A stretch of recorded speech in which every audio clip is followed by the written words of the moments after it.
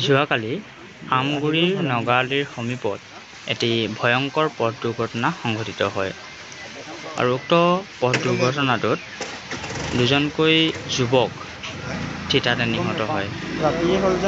যি দুজন যুৱক নিহত হয় উক্ত যুৱক দুজন যোৰহাট জিলাৰ টিয়কৰ নামচিচু নামৰ ঠাইৰ বুলি জানিব পৰা গৈছে।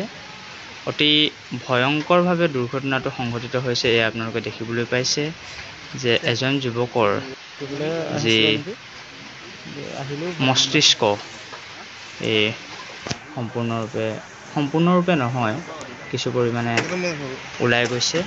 এয়া আপোনালোকে দেখিবলৈ পাইছে। দুজন যুৱক প্ৰায় পুৱতি নিশা এই ঘটনাটো সংঘটিত হোৱাৰ বাবে হয়তো ওচৰৰ কোনো লোকে গম নাপালে আৰু সেইকাৰণে তেখেতসকলক চিকিৎসালয়লৈ নিয়া বা কোনো ধৰণৰ তেনেকুৱা ধৰণৰ সুবিধা কৰিব পৰা নগ'ল।